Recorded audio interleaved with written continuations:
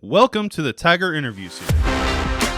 In this episode, we have Trent Leimkuehler and Rafael Lopez, both very well versed in the catching position. I wanted to answer the question, what is catching? What does an evaluator look for? A professional evaluator look for when they can say, yes, that is a good catcher. What skills, what attributes? You'll be pleasantly surprised on their answers. All right. Well, I'd like to welcome everyone to Kangaroo Court. Yep. Guys, in this episode, I have Rafael Lopez and Trent Leimkuehler. I've had them both on the podcast. Trent is very familiar with the Tiger Interview Series, so he's back in the saddle on this one. And then Rafi we had at the closing pitch, which was a phenomenal episode, talking about clubhouse culture. And if you guys want to listen to those, closing pitch with Rafi was episode 86. And then episode 14 was Trent Leimkuehler on the Tiger Interview Series. You doing all right there, buddy, with that microphone? I never figure this out, ever. They bob up and down. Yeah. Stay. There we go. There it is. There it is. What I want to talk about is Trent is very well versed in a lot of the baseball development side. Has iron catchers here with us in St. Louis. Rafi, obviously, his background with Major League Baseball and has played multiple positions and has done a phenomenal job with the catchers that we have in the high school program. So I wanted to bring you both to the table and have a candid conversation. Have you guys even talked to each other about catching at all? Like not Very really, yeah. little. So this is a first. So we're Yeah. catching this live. Like Summer ball started. It's been crazy. This is going to be very interesting. So the main thesis of this episode is I feel like everyone knows what a catcher is, but they don't know what a suitable catcher is. And this conversation is stemming from our conversation, Rafi, from at Lindenwood, when I was like, so who's the best catcher in Major League Baseball? Is it Yadier Molina still? And then you looked at me and just just blank stare. And I was like, oh boy, here comes a really good conversation that's about to stir up. And not to say that Yadi's a bad catcher. It's just the details of catching is not very familiar in the mainstream media, household, all of that. So I want to dive into what are the key skills, key attributes, and the talents of making a strong catcher. So before we start, I want to get an overview of how both of you view the catching position. So we can start with Trent first, and then Rafi, you want to come in on your overview on how you view catching. So go for it, Trent. Well, most of the time when I view a catcher, and everybody simps around this, it's a catcher. You got to have a guy that can catch the ball. Hence the name. Yeah, hence the name. Makes sense. I used to have a coach in college. I don't want you to be a dropper. I want you to be a catcher. So I always like to see a guy that receives the ball pretty well, that's a leader back there, that works hard and kind of does a lot of the dirty work. If he can do a lot of that, he's going to be a good catcher. Because most of the time you see a lot of guys that come up in the game that are pretty good with the bat behind the plate, but then they don't work well with the defense. You see a lot of guys that come up a little bit slower to where they're really good with their defense, receiving, blocking, all that. Their bat comes along after. So I'd rather see a guy that's going to maybe be a little bit better on his defense, catching, blocking, and then comes along better with his bat and doing things like that. So, Rafi, what's your take on just a brief overview? It's a very interesting position in the sense that when it comes to it's like the center of a team, not so much a quarterback. Mm-hmm. So everyone, you're the quarterback back there, you're the quarterback there. I feel like a catcher is more the center. Catchers don't get any glory. The quarterbacks do. Centers don't get glory. So centers and catchers, I think, are very similar positions. They're well-liked people usually. They're energetic. They're smart. And they know how to do their job and be okay with not getting any gratification from it. So just adding to what Trent said, let's add that part to it as well. Because in that conversation that we had, it was Because I said, oh, it's like a quarterback, and you're like, no, it's not like a quarterback at all, because Similar. he's not calling. He's technically not calling the plays, which the quarterback is calling the plays. It's almost a suggestion. Yeah. Yeah. But it's more of a center on the field. So Calling audibles. So the center's the one who's pointing out where the defense or the defense is at. The center's the one suggesting out plays to blitzes the and stuff quarterback, like that. suggesting maybe an audible to the quarterback. They're still audibling all along the line. Yep. They might change a blocking package at the line that the quarterback's aware of. The pitcher is more of the quarterback, honestly, when it comes to the defense, as far as we're just strictly talking what pitch he's going to throw. He's obviously most important to his game. He knows what he wants to do. You're trying to make him do what he wants to do, but also what you want to do at the same time, catching. So I see it more as like the center, just because there's not as much glory as being a center as there is a quarterback. So And putting I feel down, like baseball, Yeah, think of it the same way as like when a guy throws a no-hitter or a perfect game, they don't talk about the catcher.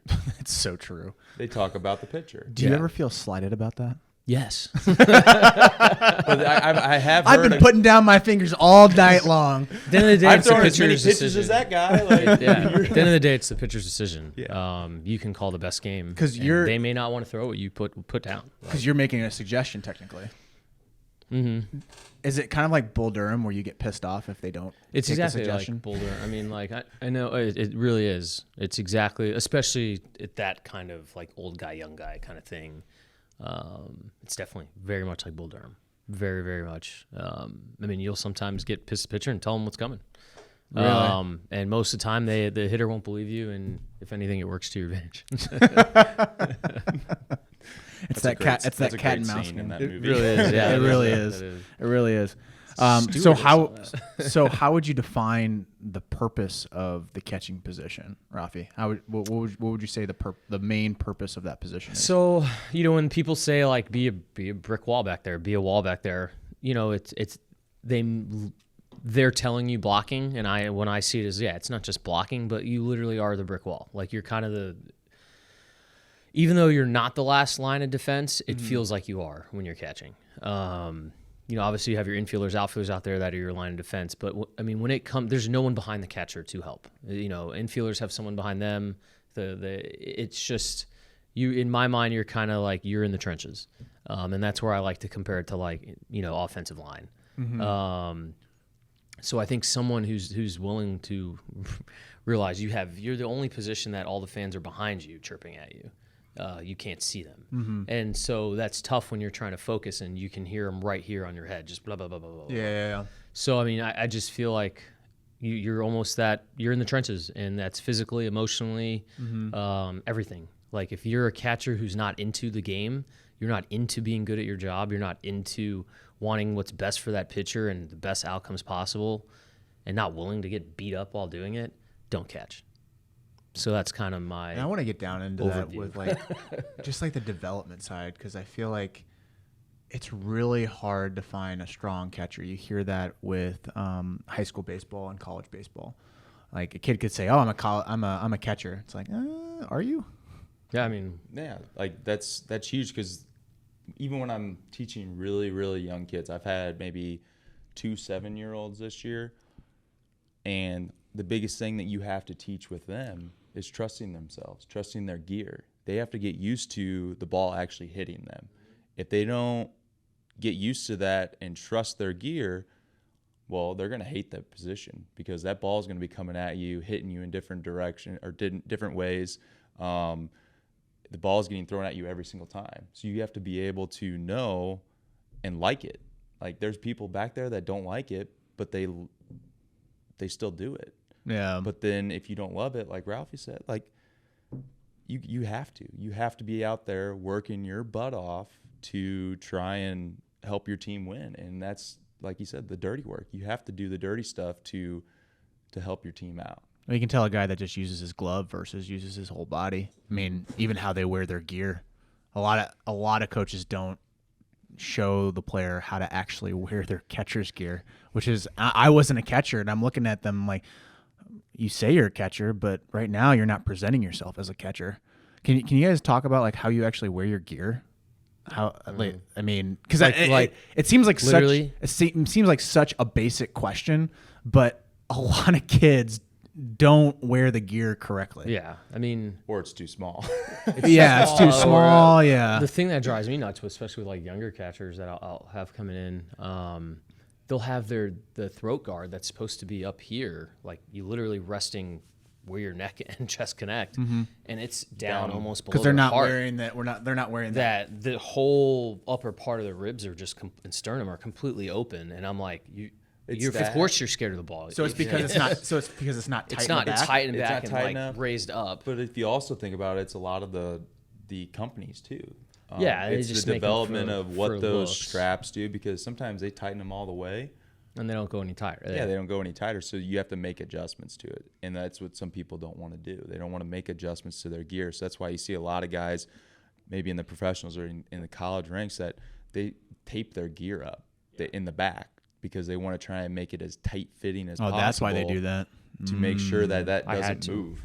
You had to. I was too short. Yeah. So like, really, like, there's a lot of like normal catching gear is a standard size. You don't have a fitted thing like if it was like pads or 12 to 16. It's Yeah. like, well, I know how big I was when I was 12. Yeah. And I know how big some dudes are at 16. So like, Doesn't go together. yeah, you could get 12 to 16, but then there may be a kid that's 12 years old that may have to go into an adult gear, and it's him swimming in it to where his shin guards are going up to his mid thigh, his chest protector is all moving around so much, and he's Mine going to always grow went to into. my mid thigh. Yeah. The shin guards always went mid thigh on me. They didn't make a 5'8" version.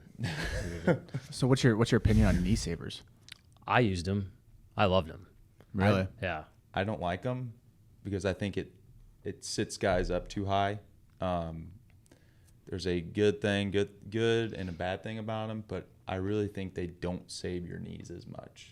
I had to wear them. Yeah. I couldn't catch without them. Why is that? It would hurt. My knees would just, Oh, just personal Yeah. genetics.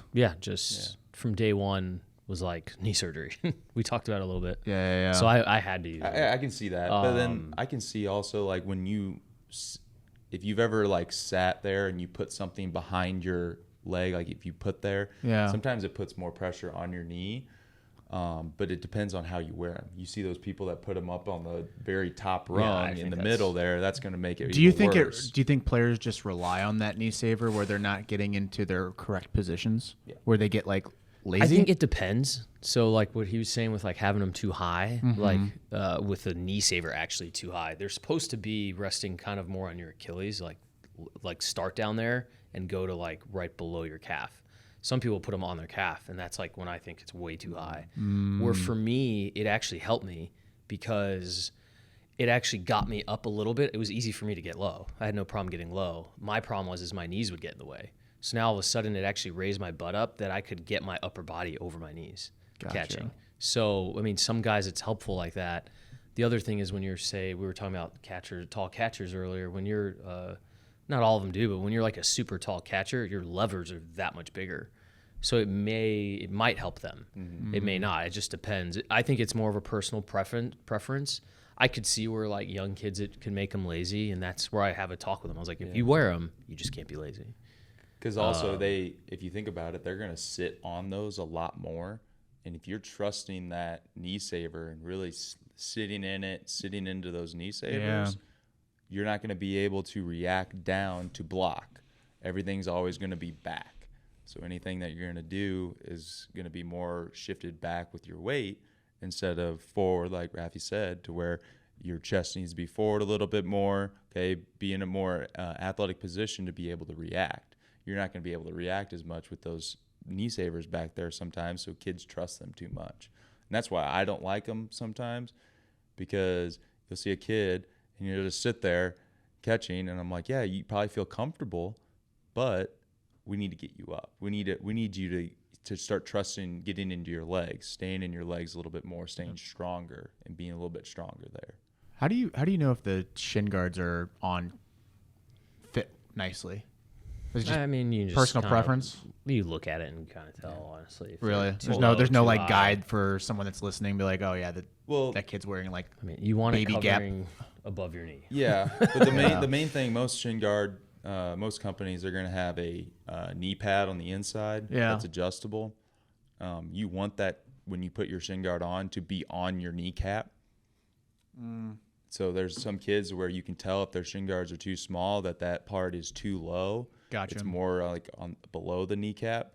So you want that there because that's a pad to where when you go down and block, it's there for protection too.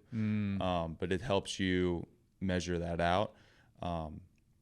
But really there's not a right or wrong way of like trying to measure it out. It's more of trying Just to personal see. preference. Yeah. So 2-piece or 1-piece helmet? I was a goalie helmet guy, 1-piece. I would occasionally wear 2, but I had a better field of view with the goalie mask on. And did you leave that on when pop-ups happened? If it was right above me and I spot it right away, yeah. If It I seems like couldn't every coach is find like, it all right, you away- got to take that off. The goalie mask, like a good goalie mask, is designed to not take off ever. Plays at the plate, you should never take off your mask, period. No. And you see a lot of coaches tell their kid take their mask off, and I'm like, that's your head protection of a dude sliding into you. Yeah. Even though they're not trying to take you out, like they're No, still yeah, not sliding anymore. into They you. can't There's do always that, those yeah. accidents. Or even they slide into your leg and the ball's coming. You know what I mean? So like, there's a lot of accidents that happen. But I was more. I would go back and forth every year, and then my last 4 or 5 years, I was like, I don't care if it doesn't look as cool. Like I'm wearing the goalie mask. Back swings, it's more protective. Getting whacked in the side of the ear, like you don't have anything there with the 2-piece. Yeah. So really, it comes down to like, do you want to look cool or not? In my opinion, the 2-piece looks cooler. Yeah. But the 1-piece is going to be way more protective, and you're actually going to see better out of it, in my opinion. There actually is studies out there now, and I was a 1-piece guy. I would do 2-piece every now and then, same thing. That the 1-piece, they're actually having problems with guys getting concussions with the 1-piece because some of the masks, they don't absorb the shock of that ball, because when that ball fouls off the bat, it doesn't absorb it as much. It's more of just hitting, and then your head gets whacked back and Well, stuff. I mean, that's a really good point, because like catchers' helmets and just baseball helmets in general haven't come up to the protocol of like what NFL helmets are. But there is right now. There is a company, I forgot what the company is, that they Force 3, I think. and they have those shock Springs, absorber springs in there, and a lot of people are going to those. But a lot of people, that's why you see a lot of umpires using the 1-piece or the 2-piece mask, or just use the mask itself, is because they say when that ball hits it, it's going to fly off usually, or fall off when it hits it. So it's going to kind of absorb that and kind of whack the ball off and take the mask off. So when that mask comes off, you're not absorbing a lot of that force on your head. Yeah. when But you're that wearing does put a raised question, like a foul, like a backswing. That's Because why a lot of people I've done don't. that to a Yeah. catcher, and I felt The horrible. skull caps have zero protection. Yeah. So like you'll get hit over the head with the skull cap, and you'll have a knot in your head. Yeah. It's Like I feel like literally- that's it's more this thin common layer of than a cracks foul in it, ball and hitting you in that's the it. head. It's just like anything. There's a lot of pros and cons with these. Yeah. So it's again back to preference. It's comfort. It's what you feel is good. But the thing is, in Missouri, you can't wear a 2-piece mask in high school. You have to wear a 1-piece. Oh, they don't 2-piece. allow you? No, high schools, In high yeah. school, they don't like. Same with Florida, I think too. The problem with the 2-piece too is like if like he was talking about, it's actually a good point, but it depends on the metal you're using. So these titanium masks are really popular because they're so light. They're awful for you to use because they don't give it all. No. Titanium's super light, but it's super strong. It's kind of like So the it old cars hits, back it's in the like day. ting, and like you're absorbing all of that energy. Where you want more of those like alloys that will actually dent and bend, because that dent and bend is taking the energy of the ball, not your face. Yeah. So like where the face padding does help. So like, it's funny you bring it up. You'll see a lot of guys wear a hat when they catch with the goalie mask. Little do they know it's actually like absorbing some of the energy of the ball. I would wear. They would give us these green little they were like concussion paddings really that we could put in our goalie mask, and then Velcro all the pieces in. Some dudes would even, if you ever see a catcher wear kind of like a not a do-rag, but like a little skull, like hat, I guess you could say. It almost looks like you're putting a swimming thing on, but it's not. It's just, and those will actually have padding in it too. Oh, really? So they make little literally like do-rag looking things, like ski cap almost, that are super thin. Are gonna wear. Yeah, and they have padding in them. So I wore that in my last year, and because like you were saying, there are times if it hits you even with the goalie mask, and you're like, geez, But a lot of the catchers are using titanium. The umpires too. That Nike mask, everyone thinks it's so cool.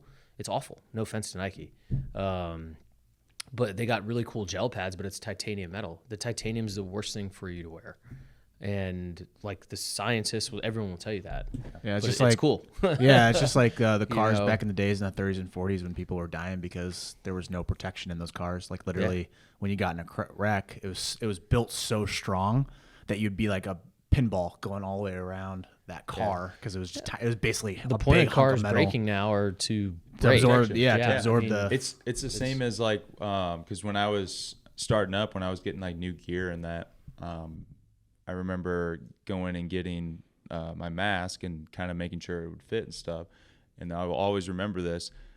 And I don't know if like the new mask is with the padding in them now, but every time I would wear my mask, they would always tell you to at least have like 2 finger widths from your forehead to the padding on the front, because when that ball would hit, it'll absorb it a little bit easier. But I think a lot of those masks now, that padding is right against those guys' forehead, so it's not absorbing that impact as much. Yeah, if you have that huge pressure on So your head, some and, guys- then and it added more energy into that, So some guys might be getting wearing dinged their up. mask a little bit wrong. So a lot of these younger guys, I always try to make sure, because they always try to make it as tight as possible to where they don't want the darn thing to move. You want that thing, you want that mask to move a little bit. You want it to move around and kind of give. So some of these kids are so worried about the mask falling off and this, but if it falls off, that's fine. Yeah. Especially when you throw, if it's moving around when you're throwing in that, like, Yeah, just put it back on. yeah, You'll be good. just square it up and go. Last thing you want is you to have a concussion. Yeah. From evaluators' perspective, what skills actually matter? So, Well, let's go through the skills first from Okay. an evaluator's perspective, like the skills rank that. them?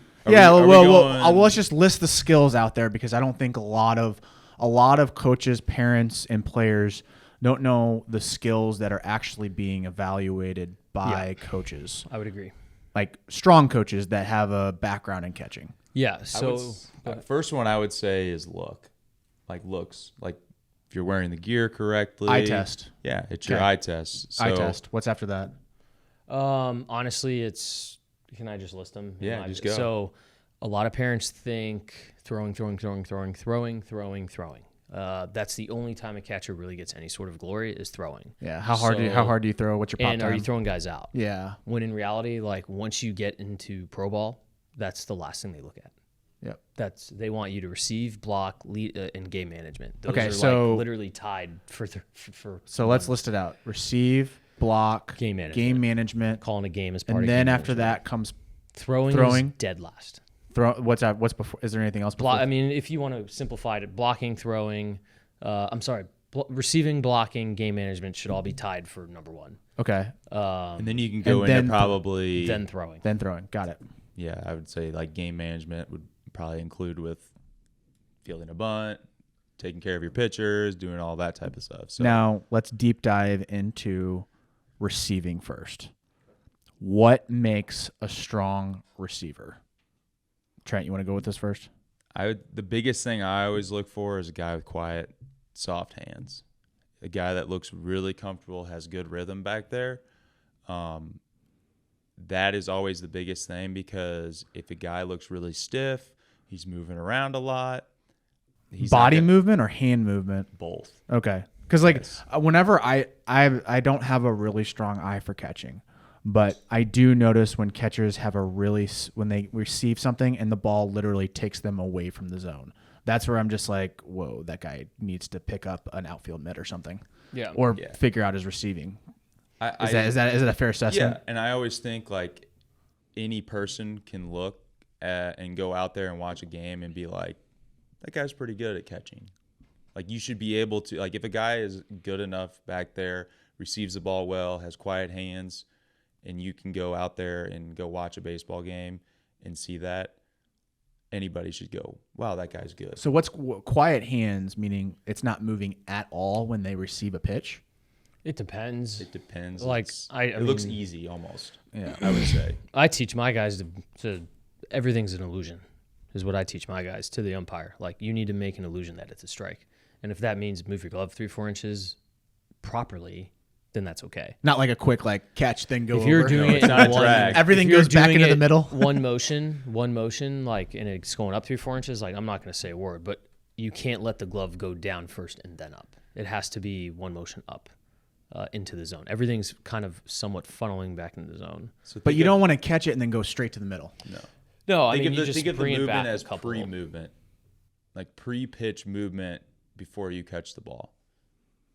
So With your glove. everything, yeah, with the glove. So everything that you're having is pre-movement. So you're working through the ball, but as you're working through the ball, you're catching it. So at the let's same just time. use a hypothetical example, is that I'm throwing a pitch low in the zone, middle low, and I want to move my hand below that ball and move it up towards the middle of the zone. Think of it the same way as like bat path. Yes, identical to bat path. Okay. So you're trying to match the plane of a pitch when you're hitting and be in the zone as long as possible hitting.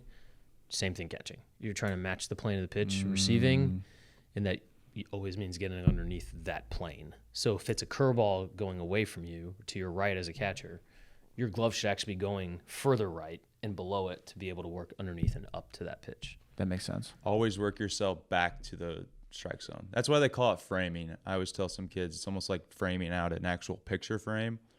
So you're starting outside of that frame, bringing your glove back in. So the best analogy for me would be, imagine a huge funnel attached to the zone, and literally your glove is in that funnel trying to bring everything back into Whether the it's up, down, side, inside, outside. That's why you like, see same thing. Got it. That's why you see a lot. If I get people go out and watch some videos of drills and stuff, some people will have these strike zones made of string to where the catchers will work their gloves so it's visual, so they can see it. Because really, if some people are listening to this and they watch game, that strike zone on the TV is not actually there. So, but for the catcher visually to practice, That's we literally want what it to you look. want. That's literally what you want. Yes, we want them to see that so that they can see that visually, to where when they go out and do a game without that look, it's more of a repetition for them. So anything. blocking wise, what makes a good blocker? I feel like a lot of coaches are like, oh, he just kept the ball in front of him. That you've done your job. So, I mean, obviously form's important, all these things. At the end of the day, your job is to just get the job done. Would I prefer you to have a certain type of form, a certain this, certain that? Absolutely. But at the end of the day, if your form sucks, I mean, if your form's good, but you can't block the ball and you suck at blocking, it doesn't matter. So, yeah, at the end of the day, it's like, do you keep the ball in front of you? Does the ball, what we talked about being a brick wall earlier, is like, does the ball get by you? How often does the ball get by you? So at the end of the day, whether that's a blocking issue or just knowing when to block, I don't know. It depends on that player. But yes, there's certain forms that are very important, postures within blocking that are important, how to actually learn to absorb the ball. I mean, I used to exhale as the ball hit me so it could dent in like literally my Because your whole goal is diaphragm. to try to keep the ball as close close to as me you as possibly can on any block. But at the end of the that's day, like you are. on any block, you're trying to keep it as close to you as you can in front of you, or right below you, whatever. So would you ever try to challenge yourself to see how far that distance? Yeah, we would be? do They do competitions all the we time. would do competitions where we draw lines in the dirt and hit this is 3 points, 5 points, whatever. Got it. But at the end of the day, like when it came to the game, I didn't care what my form was. It was like, just get the job done and don't let the ball get by me. Do not let the runner advance.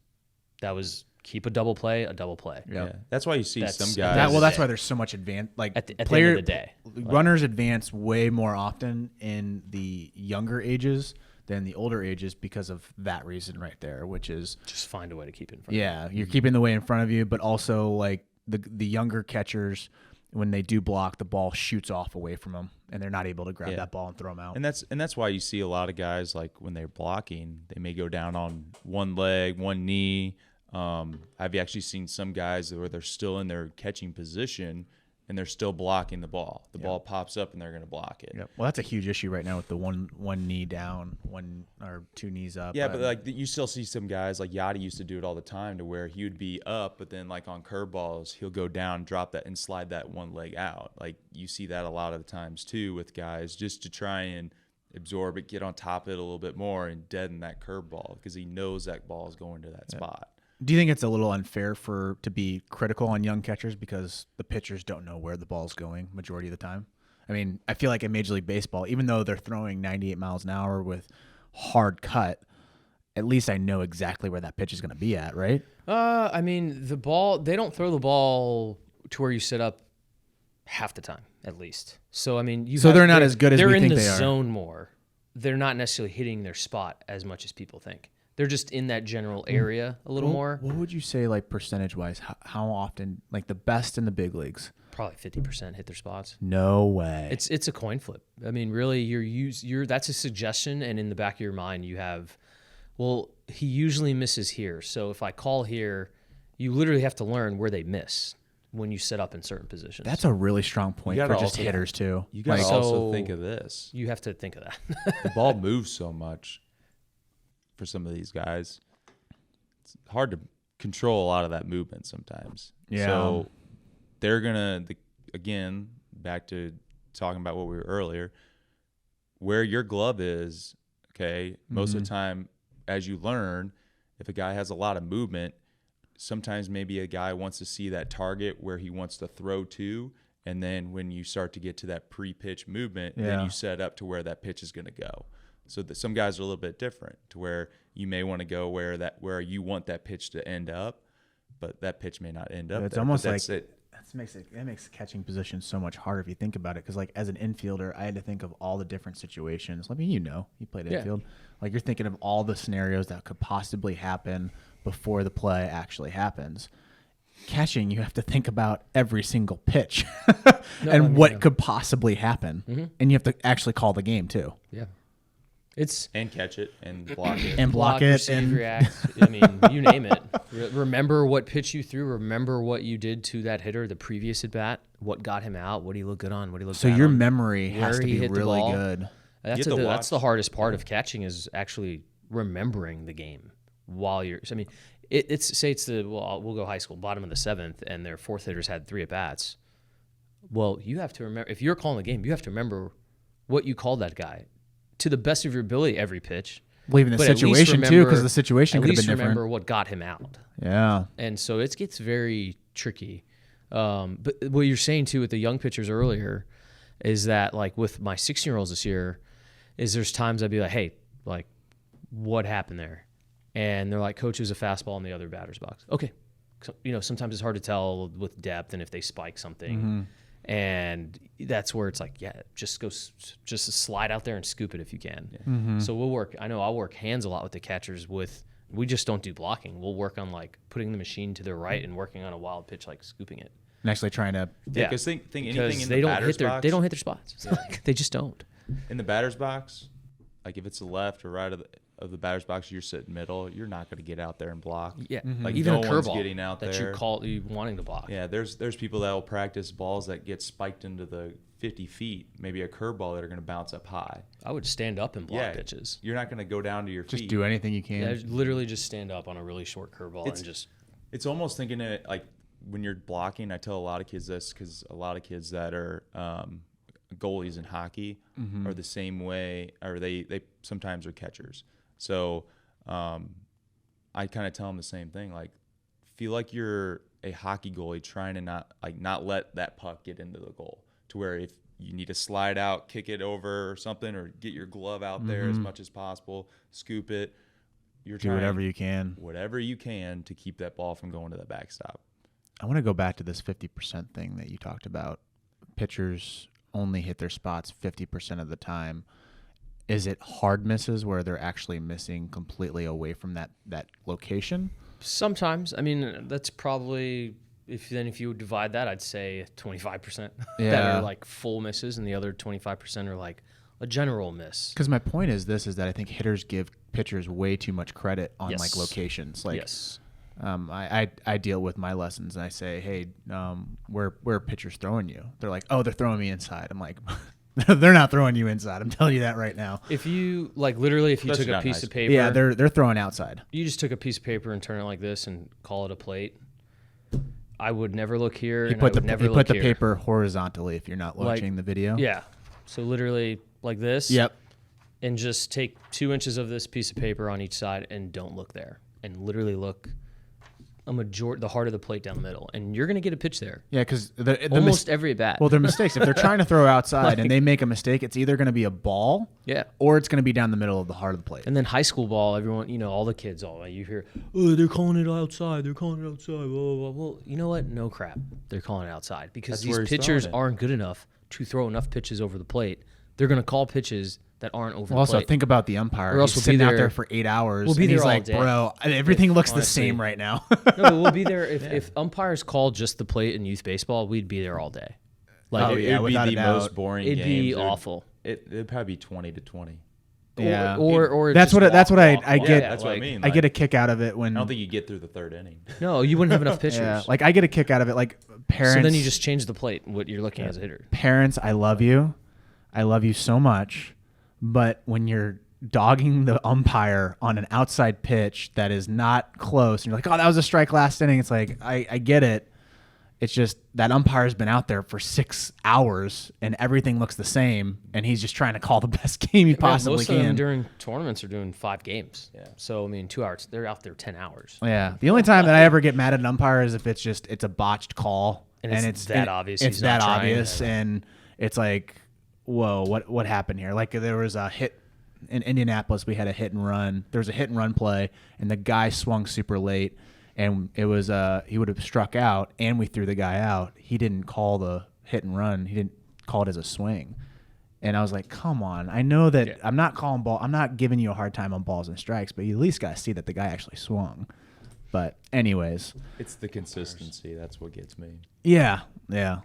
Like I can deal with umpires that have a consistent zone where it's like, all right, I'm going to give you 2 inches off the plate. Sure, let's roll with it. I'm totally cool with that. But when you don't call it on the next inning, that's when it kind of gets like a little Dude, umpires would literally big league games. Like Yeah. on a Sunday getaway, the umpire would come up with his big old boot they'd wear to protect, and he'd go on one side of the plate and draw a line, and on the other side of the plate and draw a line. He said, No boys, if it hits the line, it's a strike. No way. So and what are you gonna tell him? Like, oh, screw you, ump, like blah blah blah. Like you're like, okay. And if anything, those were like the best games you had as a pitcher and even as a hitter, because you were just like, all right, like I can't be keyholing everything. I can't be looking for the perfect pitch. Mm-hmm. There's no such thing as the perfect pitch. See, I love when umpires do give the rules of engagement. Yeah, they're just like, here you go. because everyone knows, okay, that's the rules of your engagement. strike zone. Even though that the game says it has to be between those black lines on the plate, I'm totally fine with an umpire saying, here are the rules of engagement. That's why I'd always I'm down with it. I mean that's what I would ask. I was like, is that as far as it goes? And then Yeah. he would be like, no, it could probably go a couple of more inches. Perfect. Yeah.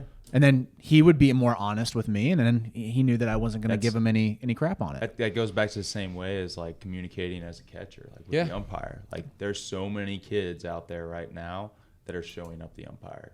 Yeah. Well, even the emotions, holding the glove there, shrugging your shoulders, doing all that, turning around to talk to him, all this. Like you have to be able to create a relationship, because what's going to happen is if you may not get that call there, guess what's going to happen? If you're showing him up, You're not going to get it again. you're not going to get that call. Period. But Yeah. if you're talking to him, being friends, he may give you a couple calls when you're at the plate hitting.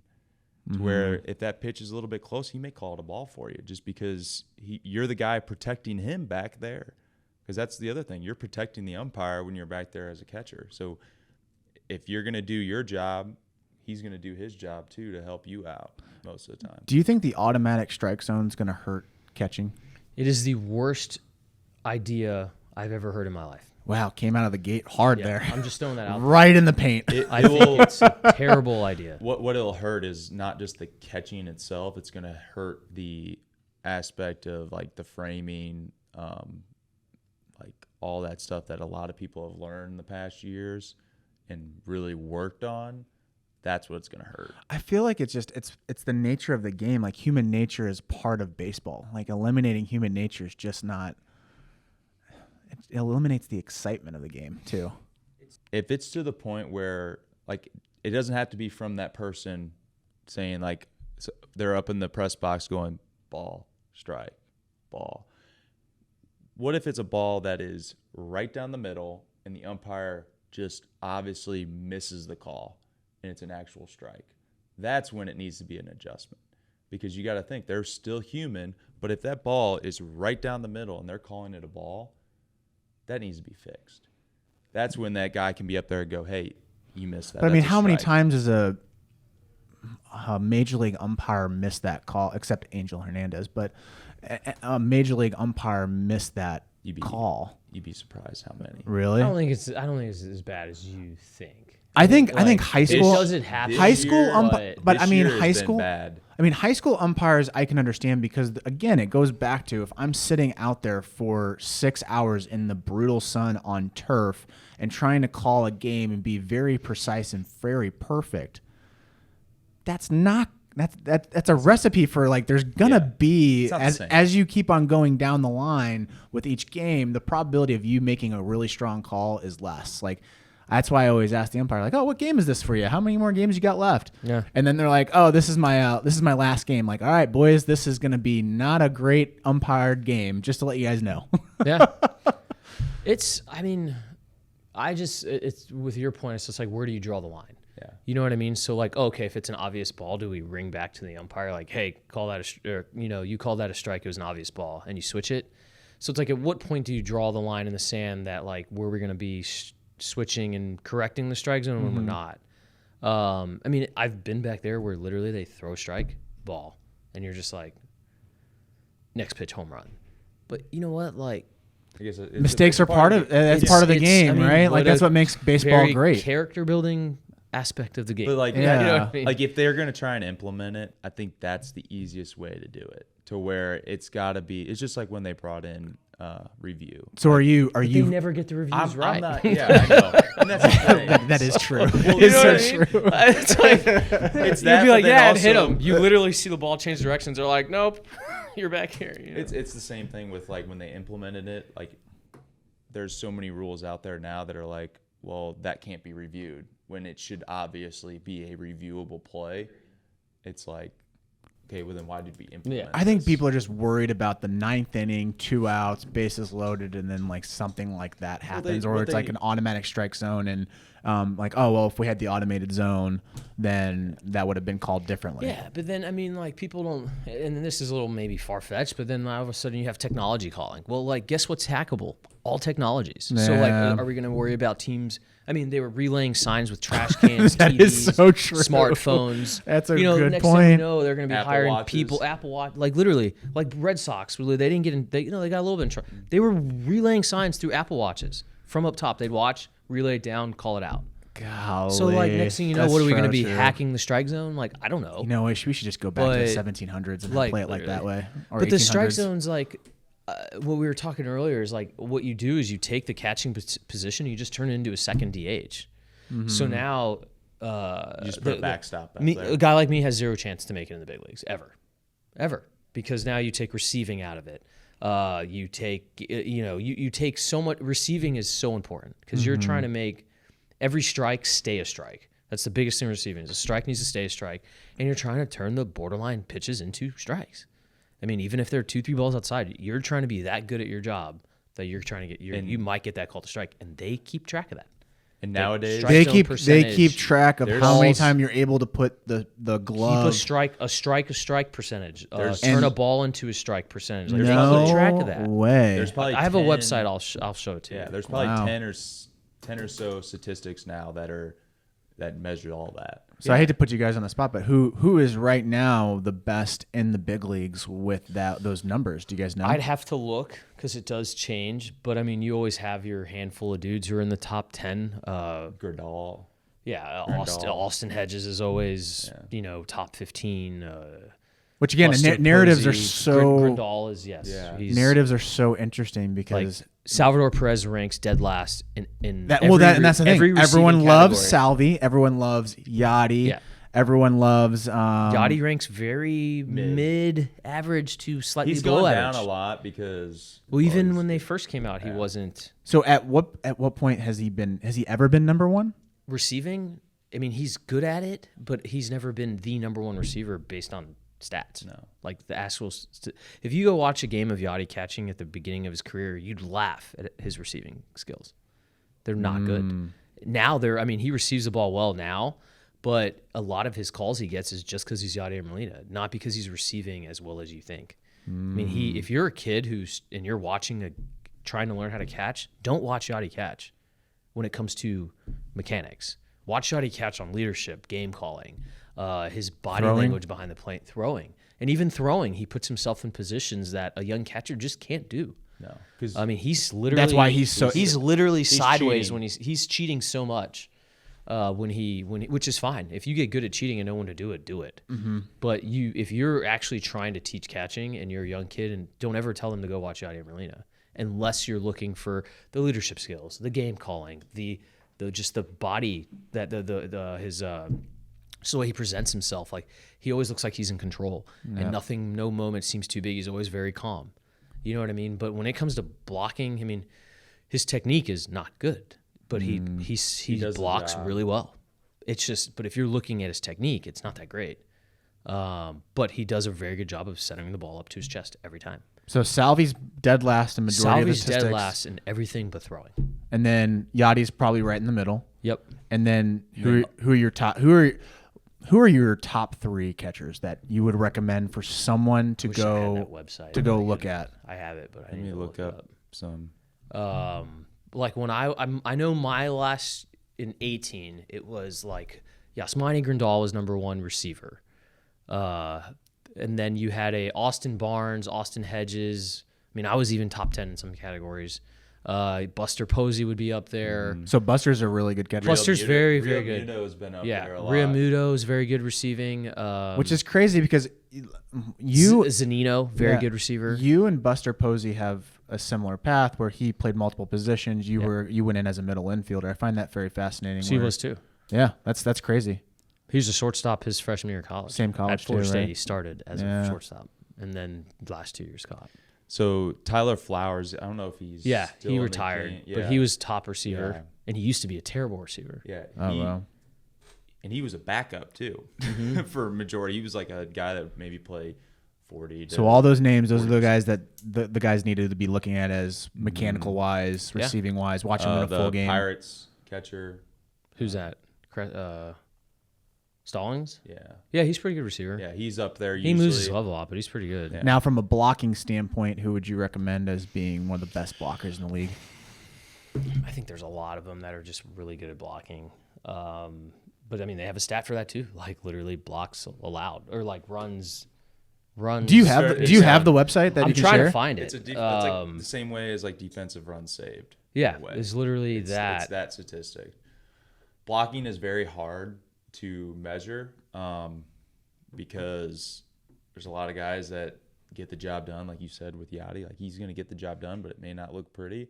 But then there's guys out there that look really, really good back there that block the ball well, but then guys run on them a lot when the ball So gets to in the make dirt. it look pretty, you mean their positioning for the block is not very good when they do block the ball. Is that what you mean by pretty? It's very.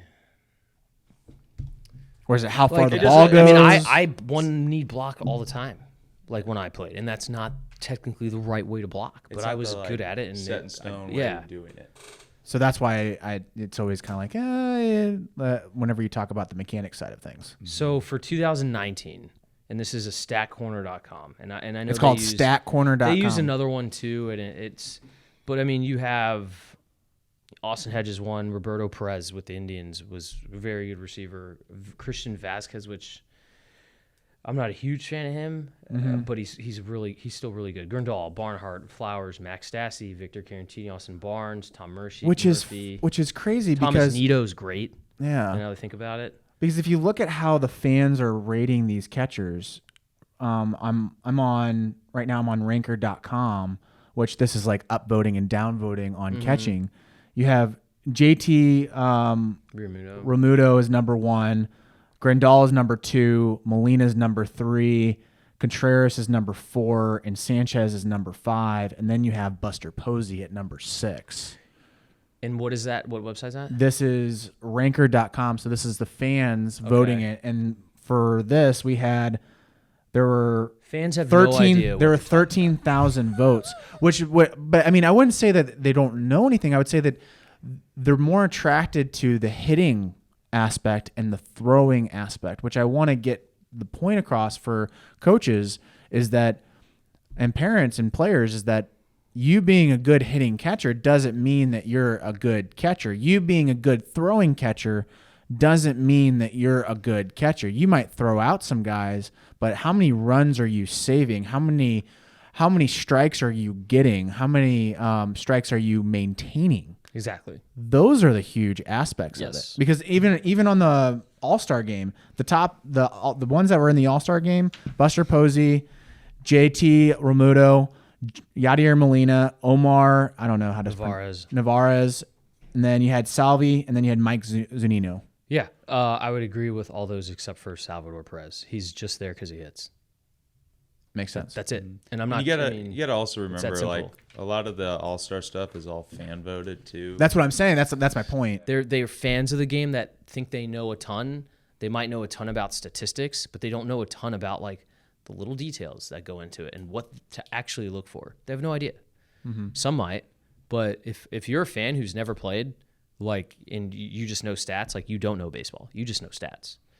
And if you don't know all these catcher stats that exist, and you still think Salvador Perez is the best catcher in baseball, you're just dumb. Mm-hmm. Like, it's very much that simple. But fans, like, voting for best catcher, like, some of them might be right, but I think the whole point of that whole thing is that it's all based on hitting and throwing right now. Yeah. Which if you are a developer or you are a player that wants to reach the next level, the decision makers are really actually looking at receiving, blocking, game management. They love guys who can throw, but they also want to see if you can receive.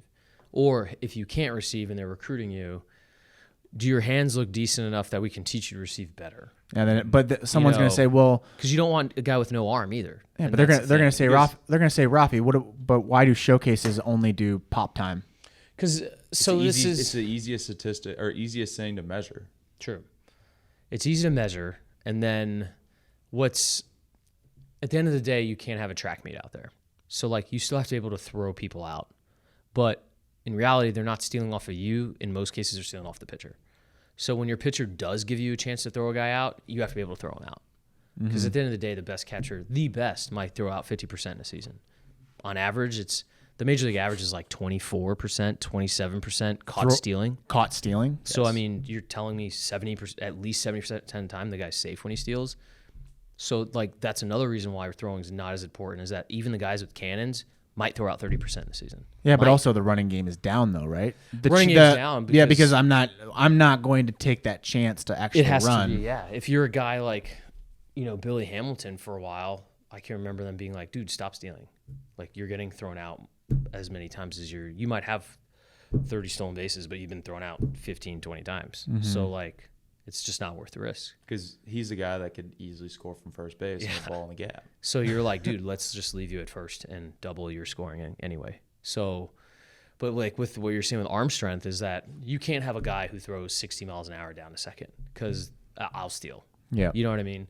So like, yes, it is important, but it's not as important as you think. In most cases, even at the high school level, they're stealing off of the pitcher. We had guys, one of my good friends, he would sit there and he'd stopwatch the pitcher's times in the dugout, base stealer. He'd be like, well, 139, I'm safe. And I'm like, what? You don't even know if the catcher's going to. He's like, no, I know it takes me this much time from my lead to slide into second base. So his number was 139. Literally, like, and I'm making up a number right now. Yeah, but like quite literally, he would know from his 12, 15-foot lead to sliding into second, it took him this long. If the pitcher was 139, he would then just do addition, subtraction, and be like, the catcher has to be 178 for me to be out. And there's not. And the chances of the catcher has to be a 185 to throw me out. with a guy who's 138, 145, And that's whatever it is. basically Because then you're just adding. that's basically best in the league. Yeah, you're adding times. So you're like, I know what my 30-yard dash is, and I have a 12-foot lead. Because 185, so 185 is like, that's best. That's probably the best ever is going to be like a 1.7 something, or I mean, Yeah. I think Johnny Bench might have thrown Thurman Munson might have thrown like a 1.71 or something like that. Yeah. Like the But- MLB average on the best, I think Real Muto has the best, and it's like a 193 or something like that. His average. So That's crazy. most guys are at the 2.0 flat at the big league level, Yeah. like average. That's a really good point for anyone that's thinking about pop times too. Like, yeah, the lowest score is nice, but what's your average? What are you averaging? And especially, what are you averaging in pressure situations? I think that's a very important point that a lot of guys don't think about. Well, and then you add in accuracy. So everyone's pop time. Well, are you accurate? Yeah. Because there's this thing called tag time.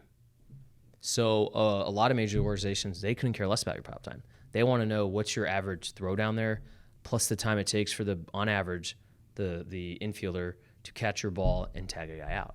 So now, if you're a base runner, you know, okay, if the pitcher's 135 to home, the catcher's 1.9, let's say, but he always throws balls chest high. So now chest to the ground is another few tenths of a second. So now pop time's great, but like if you can't throw it waist high and very accurate all the time, you got to mix in the tag time. So now that's an extra couple tenths of a second the guy's got to take from catching the ball down to tagging the guy. So in reality, your pop time should be how fast you get it down there, plus the time it takes on average for your guy I've to catch never it thought and about tag a tag guy. time. So like if you're a guy who makes it difficult for your infielders to tag guys quickly with throws at the head, throws even at the chest, like honestly every throw should be at the waist, throwing down a second, because you can just go straight down. That's why a lot of people say like bounce the ball. Bounce more is than- almost better. Yeah. Yeah. Because you can just straight to them. But tag time's a very important statistic no one thinks about. You can be 1.5 down there, but if you throw it head high every time, You got to think everybody's not Javi Baez tagging at second yeah, base. no, Javi He's- Baez, he's he's so- so quick. with He's his so tags. good at tagging. Like, I don't think it's people amazing. realize like how good at, like, I think people realized it when he did it in the baseball World Baseball Classic, when he did a no look tag. Yeah. And he's done that a couple times. Yeah. But Yachty was behind the plate on Yeah. that throw. But before that, I was like, he is really good at tagging. I He's the had best. him. So in Double-A, he was my shortstop with the Cubs, and I was a guy who always threw out anywhere from 25 to 30% every year. Like, was fairly accurate, had a good arm. When he was my shortstop, I threw out 50%. He was that good at tagging that if I just put it near the bag, he was. Oh, it's finding just a way. in and out. It's just There boom. was times I'd be like, damn it. and like he's making this crazy tag the guy's out. And in my mind, I was going off of what most average infielders how quick that I would know based on how the guy's sliding in. Like, oh, he's You going to be gotta So safe. how many steaks did you buy him? None. He had way more. He had plenty of money. The other thing He bought me steaks. the other thing that you have to think about also is how many infielders actually work on that. I know. They're They scared. don't. They how don't. many? How They many? don't. Scared. They're How many scared. teams They don't. actually work on catcher to infielder? Well, actually receiving the ball from the catcher, like it just doesn't happen. We did that in college, but we never talked about it in high school. Never talked about it in youth baseball. No. Zero. You don't. That's the thing. And it's the same thing as like catchers practicing in a practice trying to go throwing down to second base, third base, first base. They don't practice it during regular practices. And so that's why a lot of people say like the only time you showcase that is in between innings. Yeah. So, but that goes back to being able to do it. Like you have to be ready at that point when you get your chance. You got to get them out. So that's why I think a lot of people still do emphasize on that throwing stuff, is because when you get that one opportunity to do that, you got to be ready. It's just like guys like, let's say Arenado, when he does those plays, Derek pass Jeter, there, yeah, like Derek those Jeter jumping plays. throws. Yeah. The only reason he's good at that is because he practices it in between and before games. So you Yeah. got to be able to get ready for that one opportunity that's going to happen to do that. Well, I think it's That's also why- it's also the basic fundamental building blocks of any player. Like I always view it kind of like karate, that you have to have. It's the basic needs list. Mm-hmm. What are you doing first, and then you're building that up. Which I want to do that in another conversation because we're reaching that hour mark. So I want to basically bring you guys back on and talk about how to actually produce a strong catcher, because I think we gave it a little hints here, but I just wanted to build the foundation for it. So I really appreciate you guys coming on. Any parting advice to the listeners on catching, really quick, or are you guys good? Everything's been said. I mean, yeah, I think we've covered a lot of it. My thing is just toughness. Yeah. And like you brought it up earlier with getting used to the ball hitting you. And I think a lot of young kids, they're not used. I mean, like some lessons, I've made 3 kids cry blocking, and not on purpose by any means, but they're just not used to the ball. Well, you have hitting to them. get to that And point, I'm like, though, right? I literally look at him and I'm like, hey man, if you're gonna be a catcher, like you have to get used to the ball hitting you and it hurting at times. Yeah. And looking at the parent and they're just like, oh no, you're good. So like a big thing, if you're a parent listening and you have a catcher, is like, can your kid block a ball, and is he okay with the ball hitting him? Is he flinching? Is he this? Is he that? And if you can handle that, we can teach you to receive. We can teach you to throw. You can literally take a guy off the street and actually teach him to be decent at catching. Yeah. That's why they do it it's in a the very- major leagues all the time with a lot of other guys. They always have a third catcher ready to go. That one of the position players can if you threw him back there, could at least somewhat handle themselves.